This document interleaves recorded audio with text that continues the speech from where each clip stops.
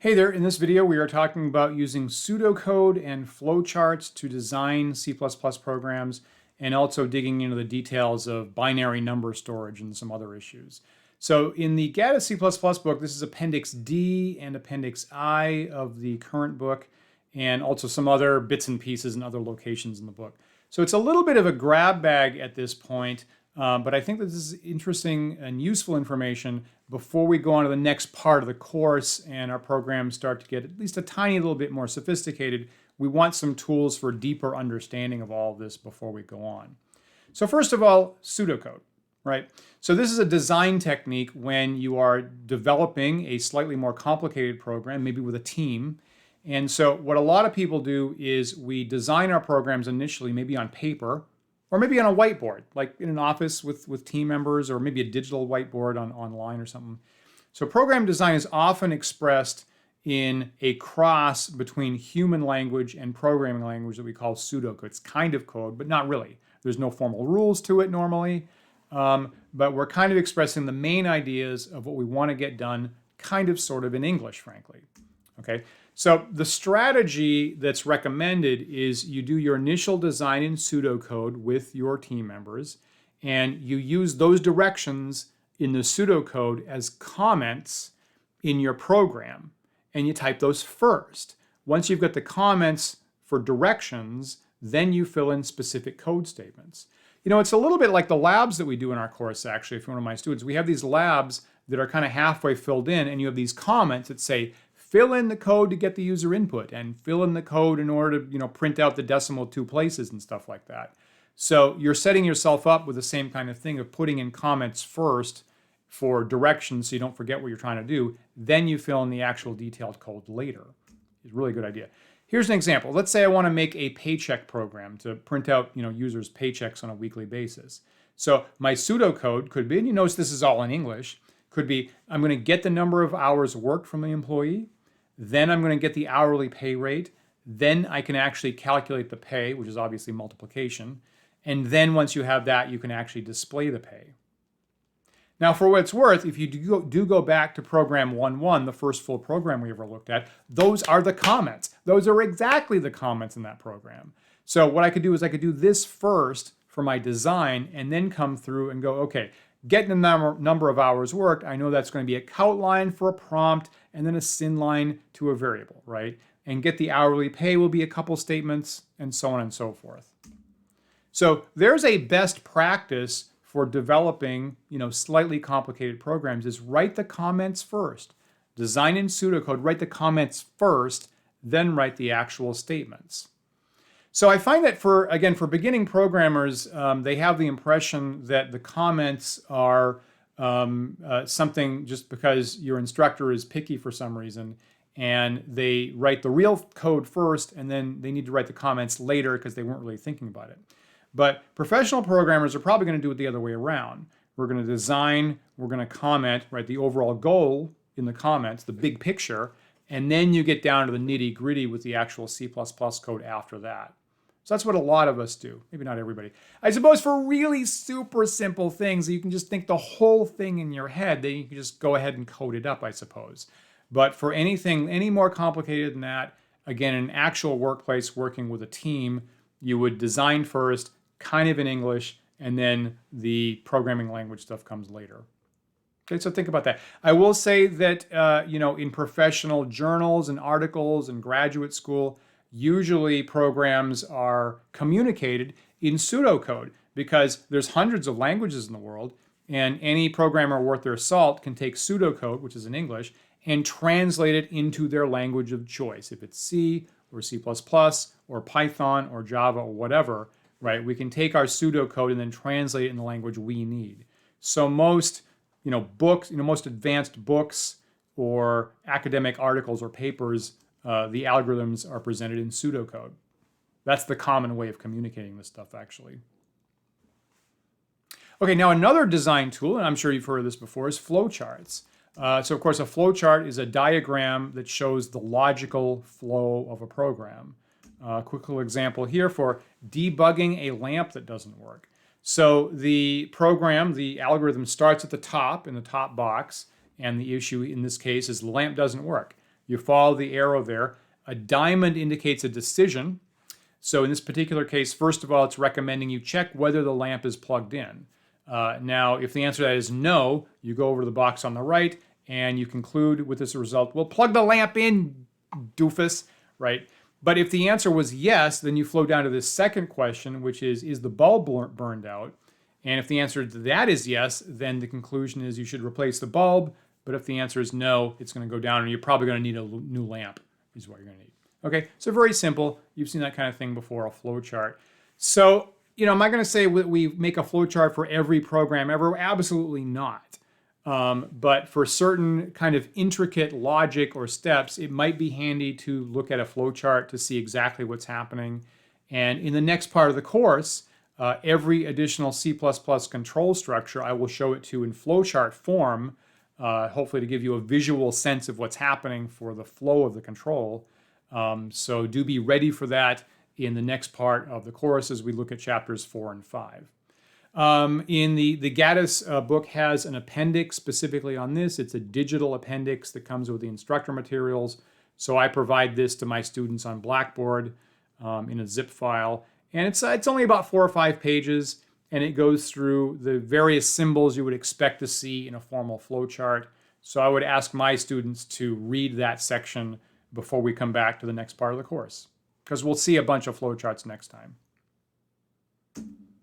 Okay, now let's dig into the issue of binary numbers a little bit more. In the last video, we did look at bit representations, and we got a little bit into counting with our bits in binary.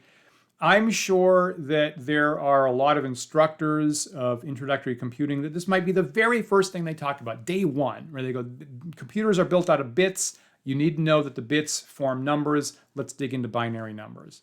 Now, for me, the way that I teach, C++ mostly takes care of this issue for you.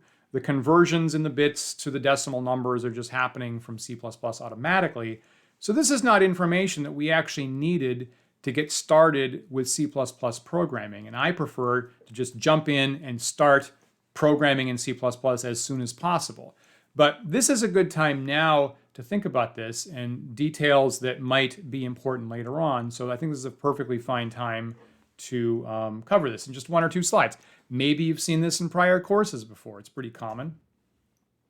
So this whole discussion here, I'm only going to consider unsigned integers. And remember, that means that there's no negatives involved. So I'm just thinking zeros or positives, trying to keep this discussion a little bit simpler. And first of all, if you've never thought about this issue before, let's just think about our normal base 10 numbering system, right? So in decimal, our normal numbers, which you could call base 10, there are 10 digits. There are 10 symbols we use for the various places, and those are the digits from 0 to 9. Right? 1 through 9 plus 0 makes 10 different digits. And the place values in the numbers that we form are increasing powers of 10. Let's take a look at this. I mean, you'd see this in grade school, obviously, right? So here are the place values for a number that you'd write down in base 10. The smallest places are off to the right. And then they increase by powers of 10 to the left. So normally you'd call them the ones place and the tens place and the hundredth place and the thousands place. But those are all really just powers of 10, right? The one on the far right, 10 to the 0. That's really 1. And then there's 10 to the first and 10 to the second and 10 to the third. And if you add additional places off to the left, the power just keeps counting up by 1 like that. So 10 to the fourth and 10 to the fifth and 10 to the sixth, however big you need them to go. Smallest values on the right, increasing values on the left. Basically, they're increasing powers of 10. Notice that the first power is 0, right? We had to start with 10 to the 0 power, because that's what calculates out to 1 for the ones place. And then after that, there's power 1 and 2 and 3, but we are starting at 0. That's really important in computing, that we had to start counting in 0, and that will continue to be the case. So this idea of I've got 10 symbols, and therefore my place values will be increasing powers of 10, you could replace the 10 with any other number, if for some reason you're in a situation where you have a limited number of digits. Well, that's exactly the situation you're in a hardware computing device. You're built out of bits, you're built out of switches that only have 2 possibilities, right? The 0 and the 1. So that's where you start having to think about binary. Binary is that exact same system, just replace the 10 with a 2. So in binary, which is base 2, now we only have two different symbols. We've got the 0 and the 1, which is technically low voltage and high voltage, but we're not going to get into the electronics here, right? And therefore, your place values are now going to be increasing powers of 2. And here's what that looks like, right? So the smallest place off on the far right is going to be the value 2 to the 0, which is always 1, right? Which is still the ones place. And then the next bigger place will be 2 to the first, which is 2. And then you've got 2 squared, which is worth 4. And then you've got 2 cubed, which is 8, right? And you can continue off to the left, increasing places, and they'll be worth 2 to the 4th and the 5th and the 6th and the 7th. And for what it's worth, that's, multiplying the numbers by 2. I only showed you 4 places here, but the next bigger place would be 16, and then it'd be 32, and there'd be 64, and you double that, you'd be at 128, right? For what it's worth, technically the term is on the small stuff on the right are the low order places, and the big stuff on the left are the high order places, is what we should be calling those. But that's the idea of binary. Okay, let's do a conversion. If I have a binary number, which is how it's really stored, and I want to convert it to decimal, what does that look like? I'm going to convert this 1 byte binary number to decimal. Remember, 1 byte is 8 bits. So I'm showing you the smallest possible data type that you would actually really be holding in C++. So there's 8 bits, and you would read this as 011001110, but the places really start on the right, so you have to remember what the places are. On the far right, you've got the ones place, and right to the left of that, you've got the twos place, right? Then 4s and 8s and so forth. Let me just write this in here. So you need to remember what the place values are. Really all powers of 2, or increasing multiples of 2 if you want to think about it like that. So these are the place values, and if I was working in a base 10 number, I would then multiply the number in the box by what the place value is. Now in binary, that's ridiculously easy because you're either multiplying by 0 and getting nothing, or you're multiplying by 1 and just getting that same place value back again. So the multiplying is so ridiculously easy, it's ridiculous. So really what you need to do is you need to add up the place values that have 1 markers in them. Right? We have 1 unit of each of the values where the bit is set to 1. So in this case, the total value of this number is the 64, plus you've got 132, plus you've got 14, plus you've got 12. And if you add up all those values together, 64 and 32, that's 96, plus 4 makes 100, plus 2 makes 102. So that binary number 0110010 is equivalent to our decimal number 102. Okay, so hopefully you can do that on your own. Here's a question. What is the largest value that can be stored in 1 byte? I mean, we're looking at 1 byte on screen right now. So what is the largest value that you could possibly store in 1 byte? Now here's a hint. The largest value would be when you fill up all the places with 1s. So fill in every box with a 1, that's as big as you can get. It's equivalent to having an odometer with 99999, right? That's the biggest digit in every box. So in this case, it would be all 1s. Maybe pause the video, take a piece of paper possibly, or a calculator, see if you can figure out what the biggest value is if it was all 1s. Do you have the answer? So obviously you get 1 of all these place values that's on screen. You're going to have to add up 128 and 64 and 32 all the way down to 1. And if you do that, it adds up to 255. Shouldn't be too surprising. We've actually said that before. The biggest number that you're going to be able to store in 1 byte will be 255. It's 1 less than 2 to the 8th.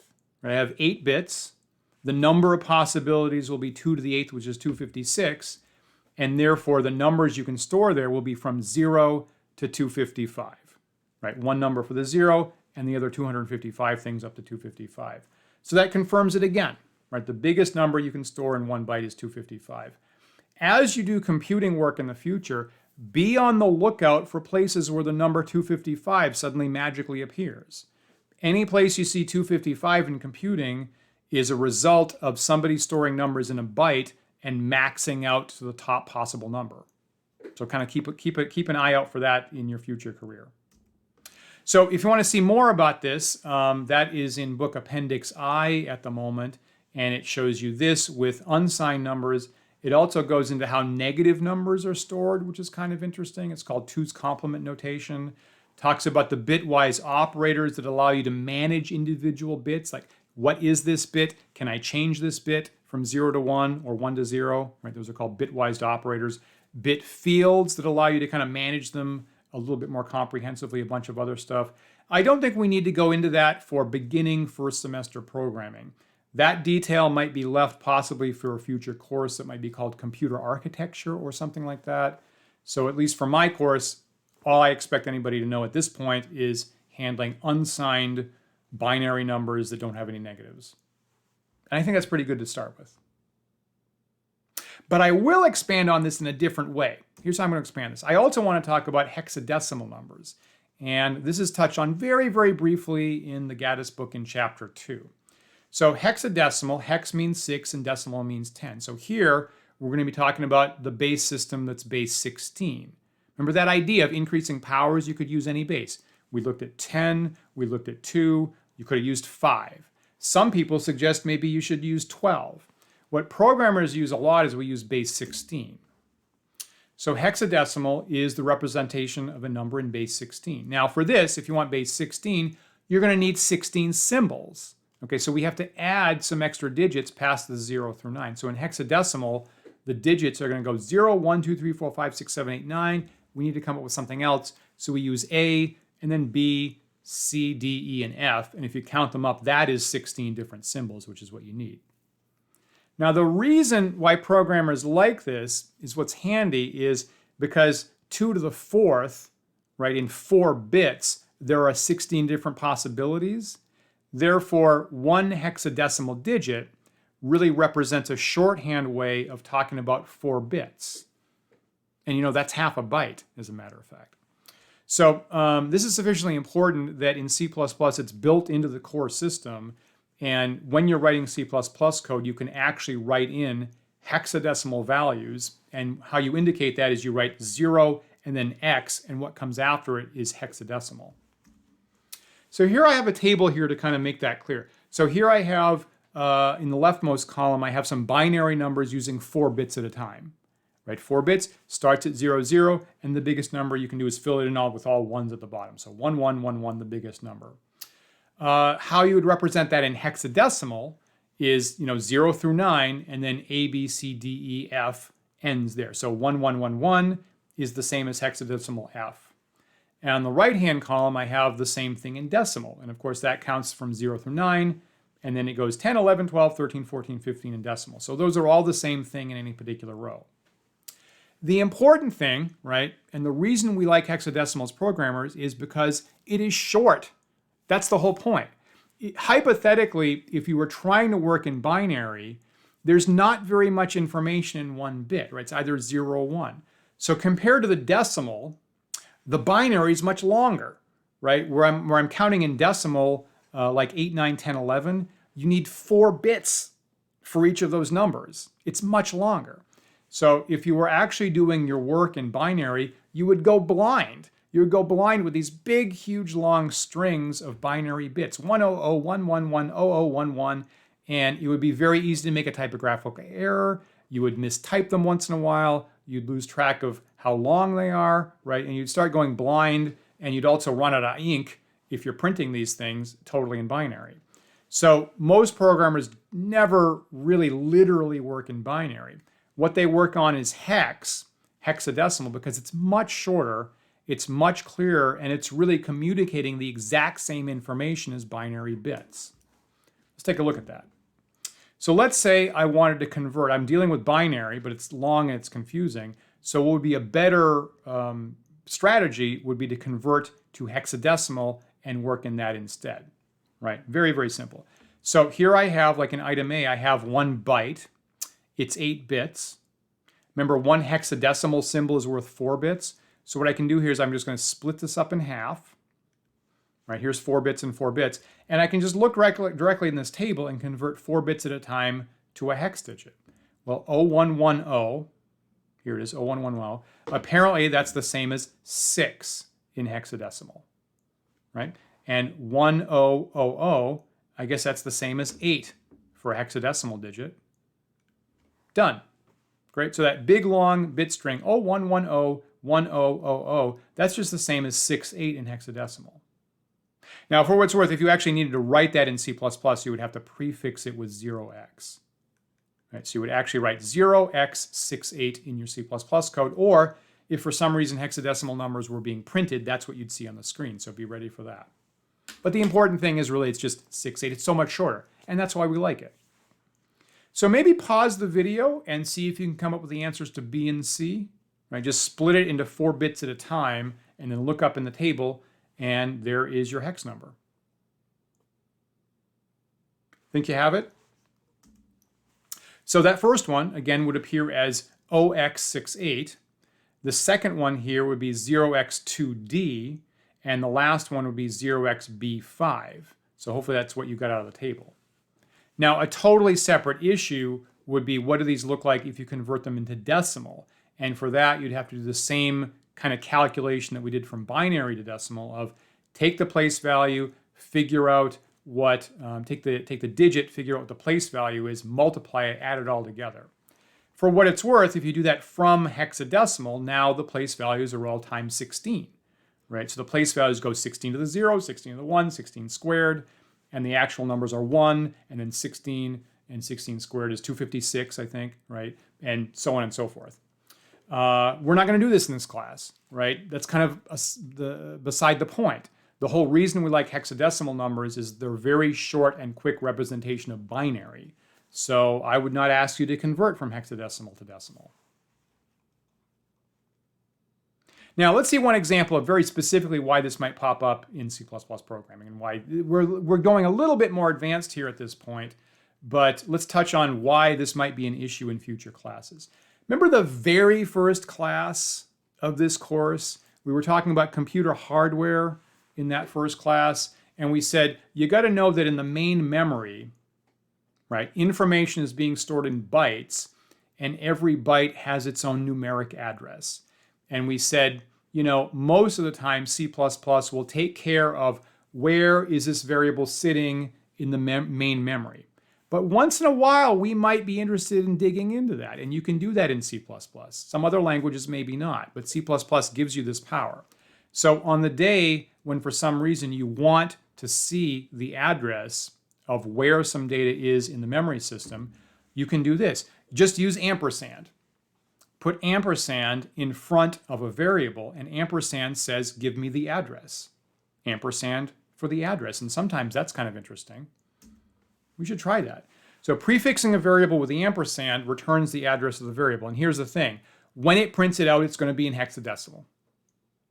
So if you're going to use this and you're going to read it, you do have to know about hexadecimal because that's about what's going to happen on the screen in just a second or so. Now, if you do that, and we'll run an experiment here, one thing that you might discover here in your C++ program is that the local variables are being put in decreasing address locations. And so local variables are stored in a particular part of memory called the stack segment of memory. And this is such an advanced thing. I'm stealing from more advanced classes here just for a second, but it might be interesting if you do want to know where the address of a variable is, like we talked about in the very first class. You can do this, but in order to read the result, you do have to know about hexadecimal because that's how it's going to come at you. Let's try that. So here I have a very short program that I just wrote up here to test checking on the addresses of certain variables. Very simple program, right? So on line 13, I'm just declaring 3 integer variables, x, and then y, and then z. And I'm going to use that ampersand operator. I'm going to print out the addresses are, and then the address of x, and the address of y, and the address of z. I'm not going to see their contents, which could be any random garbage, but I'm going to see where in the memory system they're located. Let's compile this and find out.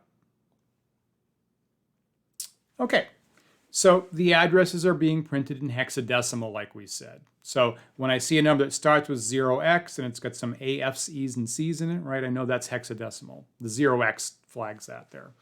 In my code, I could write the letter parts uppercase or lowercase. That doesn't matter, but here they're writing them lowercase. Now you notice that these addresses are all very similar, right? They all have the start of 7AFE1 and then one more digit. We can convert that into decimal, but again, that's not the point. These are clearly all very close to each other. So think about that. They only differ in that last digit. So let's think about that. The last digit, the X variable, is being stored in 7AFE1C. Now the last digit C, if you remember when we saw that in the table, C is the same as decimal number 12, really. So something, something, something, and then 12 more. The Y variable is in 7AFE18. Now you notice that's 4 numbers, right? 4 numbers less than the 12. Well, that shouldn't be too surprising because integers are 4-byte data types, right? So you've got 4 bytes for one particular value, and then right before or after it, then you have 4 bytes for the next one, and the difference in those locations is going to be 4. Great. And then the next one is 4 less than that. Just enough space for one more integer. You got 4 bytes there from one to the next. Now the interesting thing is that those numbers are going down, right? So the X is in something, something, something plus 12, and the Y is something, something plus 8, which is actually further up in the memory system, right? Further forward. And the Z got put in 7AFE14, which is another 4 bytes forward. So somewhat counterintuitively, local variables are getting put in the farthest end. They start off being put in the farthest end of the memory system that you have available. And as you create more local variables, they're getting placed further forward in the memory system in this slice that we call the stack that's available to our program. So I feel that's kind of an interesting, possibly surprising thing that we just discovered with that. Now, some people could critique this example that I'm showing you and saying, is this required of the C++ language? No, it is not required that C++ sets up memory like this. But most compilers do it this way.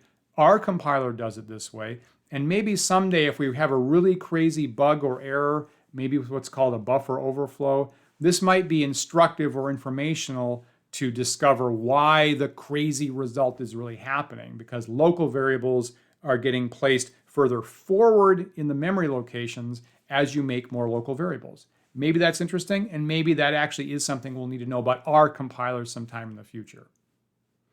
Okay, so that actually is the end of this particular video with some extra kind of grab bag information as we wrap up the first part of the course before we go into part 2. And we saw some design techniques, like using pseudocode is very common, and using flowcharts sometime to inspect kind of particular intricate parts. And we also dug into details about binary numbers that any computer person should know about. For me as a programmer, even more useful is hexadecimal because it's shorter.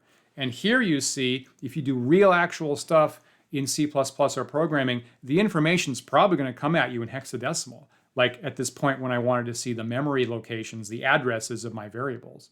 So keep that in mind in the future, and that is why you need to know about that stuff for possibly future stuff.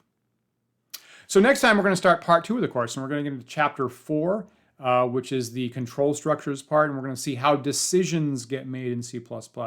Something's happening based on user input. I want this to happen, but I want this other thing to happen in a different case of different user input. So those are decisions, and I'll look forward to chapter 4 as we make more interesting programs next time. And I'll see you then for that.